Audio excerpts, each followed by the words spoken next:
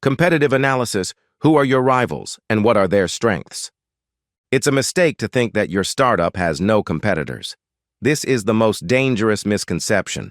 It merely means that you either don't fully understand your market or you don't see how people are currently solving their problems. Competitors always exist. Always. Competitive analysis is not an intimidation exercise. It's your tactical plan that will help you. Highlight your advantages, how you can be better than existing solutions. Identify market gaps. Find niches where competitors are weak or absent. Avoid costly mistakes. Learn from others' failures and successes. Refine your strategy. Adapt your plans to effectively compete for customers. Understanding the competitive landscape is the foundation for creating a unique selling proposition, USP, that will make customers choose you. Direct and indirect competitors. Dividing competitors into direct and indirect is critically important for a comprehensive analysis. Both types can reduce your market share but operate differently. Direct competitors. These are companies that offer a similar product or service to your target audience. They solve the same problem as you, using similar methods. How to identify and analyze them. Their product service, deeply study their features, pricing policy, distribution model, design, and user experience. Register as their customer, go through the entire user journey from the first point of contact to after-sales service. Marketing and sales. How do they attract customers? Where do they advertise, online, offline? What messages do they use in their campaigns? Through which channels do they sell? For example, through their website, marketplaces, partner networks. Target audience. Who are their main customers? Why do these customers choose them? What needs do they satisfy? Your buyer personas will come in handy here. Strengths and weaknesses. Where are they undisputed leaders? Where do they have obvious gaps, customer complaints, or outdated technology? Examples. If your startup offers a new food delivery service, direct competitors are Uber Eats, DoorDash, Grubhub. If you're building a project management tool, these are Asana, Trello, Jira, Monday.com. If you're opening a coffee shop, your direct competitor is another coffee shop within a block radius. Indirect competitors. These are companies or solutions that solve the same problem for your target audience, but in a different way or satisfy the same need using a different product service. They are often underestimated, and that's a mistake. How to identify and analyze them. Alternative solutions. How does your customer solve the problem now if your product doesn't exist yet or they don't use direct analogs? Approach to the solution. What methods do they use? How effective, expensive, or convenient are they? Reason for choice. Why do customers choose these indirect solutions? It could be habit, low cost, simplicity, lack of awareness of other options. Examples. For a food delivery service, indirect competitors are cooking at home, the most obvious and widespread indirect competitor. People cook themselves because it's cheaper, more habitual, or they control the ingredients. Going to a restaurant cafe, another way to get food. Buying semi-prepared meals at the grocery store. Saves time, but still requires cooking. For a project management tool, indirect competitors are spreadsheets, Excel, Google Sheets. Simple and free, used for basic task tracking. Email and messengers, for exchanging tasks and statuses. Notebook and pen, the classic method for many. For a coffee shop, indirect competitors are supermarket with ready-made coffee, cheap and fast. Home coffee maker, convenient and economical in the long run. Energy drinks, an alternative way to get a boost of energy. Why this is important: indirect competitors often dictate the basic market expectations for price, convenience, or effectiveness. You must be better than them for customers to switch to your solution. Ignoring indirect competitors can lead to you creating a product that technically surpasses direct competitors, but cannot compete with a free or habitual solution that people have been using for years.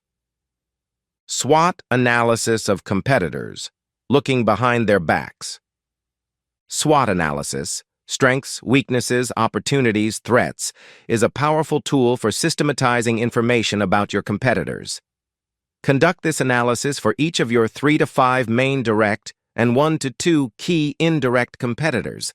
For each competitor, or group of them, strengths, what do they do excellently? E.g., strong brand, large customer base, unique technology, low prices, excellent support, wide distribution. What makes customers choose them? Example. For Uber Eats, a strength would be its vast courier network, brand recognition, and restaurant integration. Weaknesses. What are they bad at? What flaws do their customers note? E.g., high prices, poor support, outdated interface, limited functionality, low quality. Where are their pain points? Example. A weakness for Uber Eats could be high commissions for restaurants, causing dissatisfaction or sometimes inconsistent courier service quality. Opportunities. What opportunities arise from their weaknesses? What can you do better? What market trends are they missing? Example.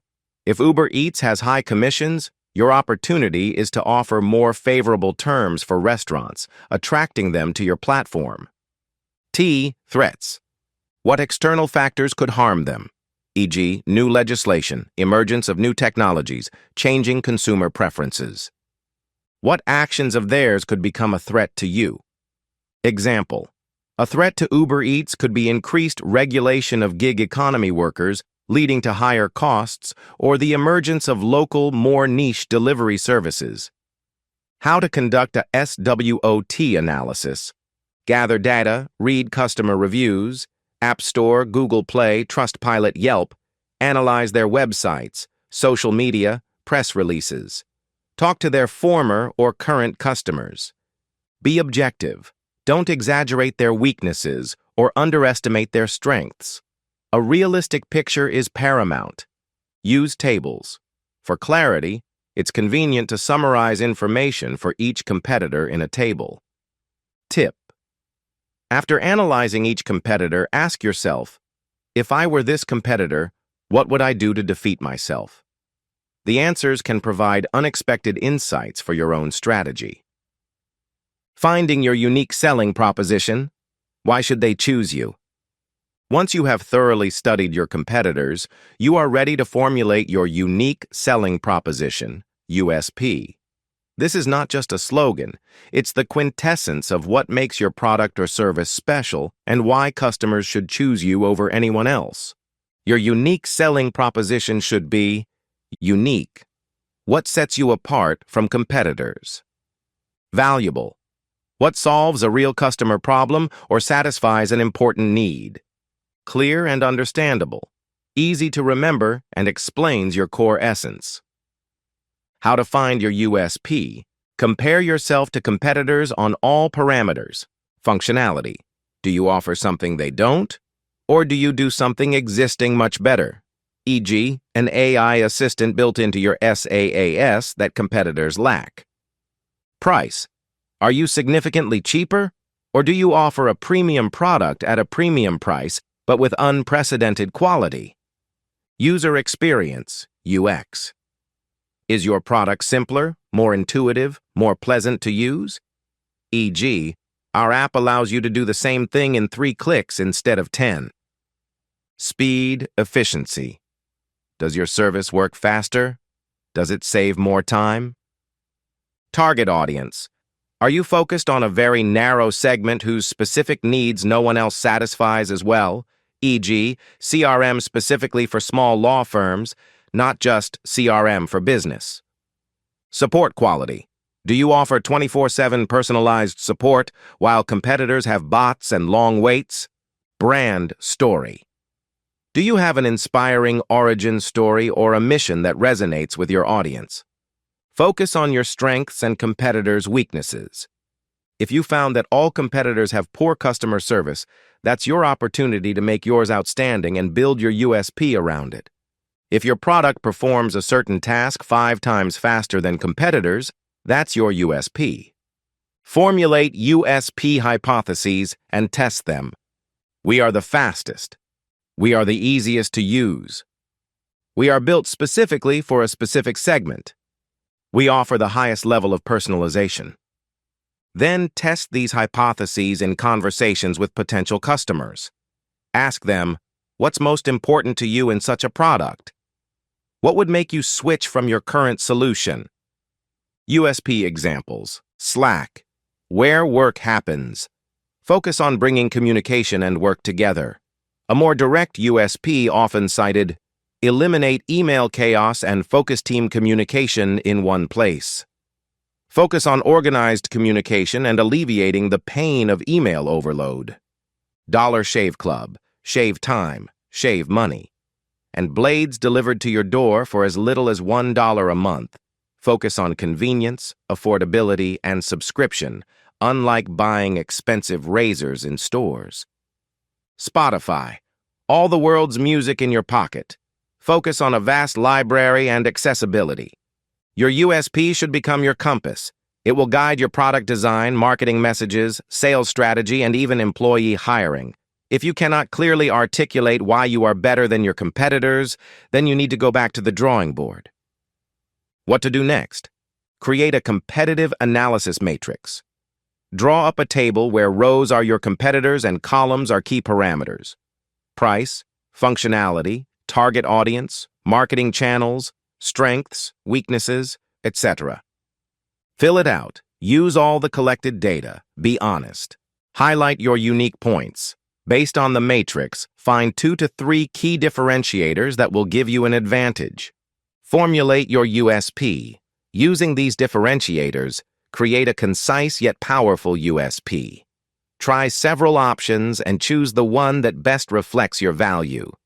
Remember, the market is a dynamic environment. Competitors don't stand still, they also evolve.